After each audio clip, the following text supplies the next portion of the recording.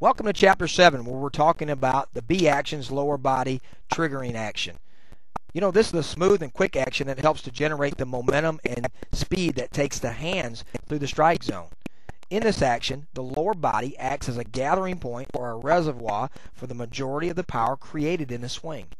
Power generation comes from the physical attributes of the sternum on down through the abs, the hips, and the quads to the top of the knees, where roughly 60 to 65% of all the estimated power is generated in the swing. Now, it's very important that these movements be limited and quiet. Let's look at the graphics in our photo illustration and break down these attributes.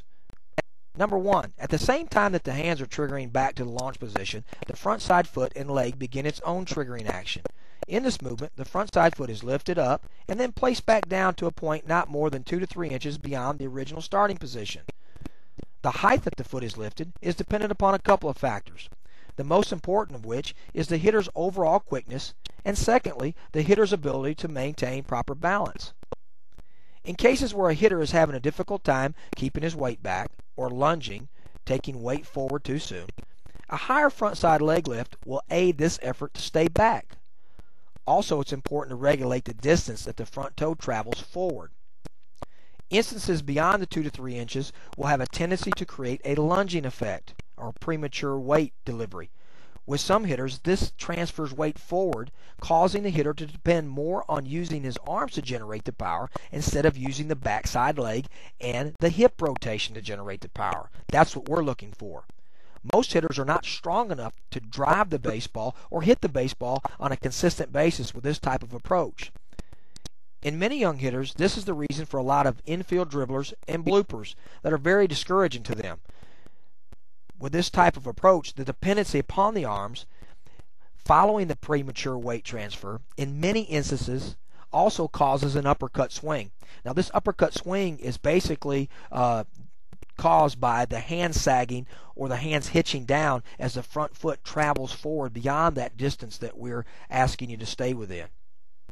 In number 2, the curved arrows indicate a slight inward rotation of both the front hip and the front leg as the hands move back into that B position. This inward rotation is the movement that transfers the weight to the backside, kind of like the hammer on a pistol being cocked and loaded. In 3A, notice as the weight is transferred to the backside that the backside knee stays firmly flexed. The backside knee will stay in this flexed position throughout the swing. A common flaw found with many young hitters is called collapsing the backside. Now, this is when the knee gives way and drops down out of that proper flex position. Generally, this will occur on pitches that are low in the strike zone or low and away. Another issue is in a stiff locked back leg. Now, this is also going to result in limiting the backside rotation as well. This forces the front side to have to overwork, compensating for the lack of assistance from the backside, usually resulting in the front side opening up too soon and then thus the follow-through being with an uppercut. In 3B, the circle in the image represents the general area that the majority of the now transferred weight should be placed. The entire foot should be in contact with the ground, with the weight centered on the area known as the balls of the foot. When looking down the backside leg during this phase, the knee should be centered over the ball of the back foot in a properly flexed position as we discussed in 3A.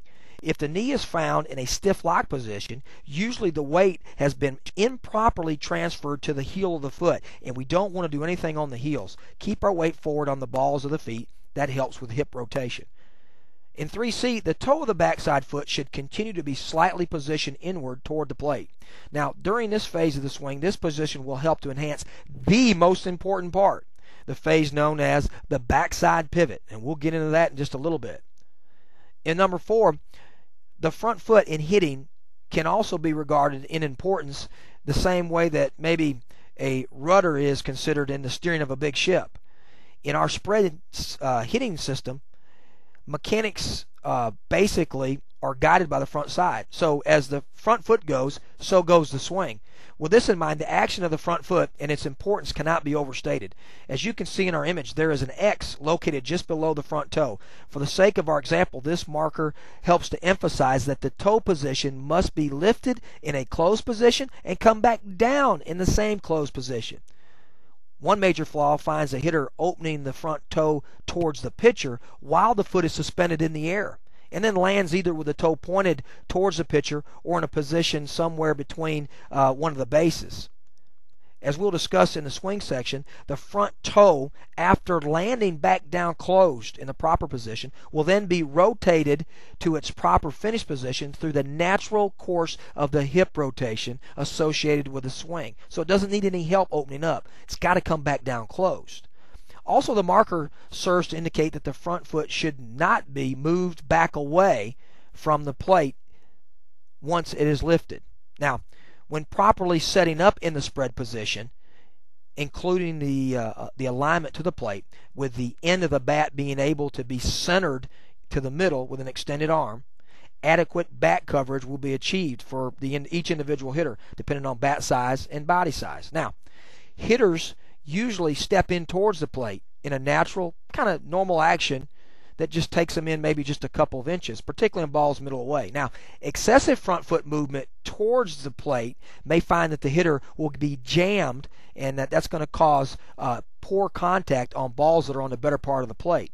Now, stepping in the bucket, a very common flaw, takes the hitter away from the plate and makes the hitting the outer third nearly impossible, as well as creating an uppercut swing. Now, so the foot's got to come back down and back into the place it starts. Now, when the front foot lands, the proper foot landing process would find that the instep of the big toe will be the first thing that makes contact with the ground, pointed in that closed position. Now, following the progression of how that foot should land, there would be the weight going from this area that we've noted here to the ball of the foot, and then concluding with the heel coming down in contact with the ground in that progression. Now, a common mistake during this portion of the process would find either a flat-footed landing or a heel-first landing, and that's not correct. With the flat foot landing, too much weight is transferred from the backside forward.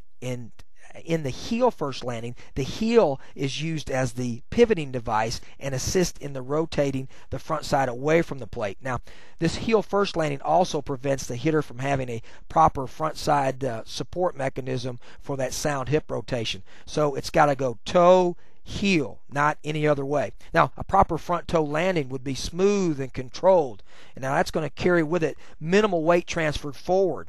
The smooth action of the front side landing foot would parallel the similar action of that person stepping out on thin ice. It's important to be quiet with that front foot.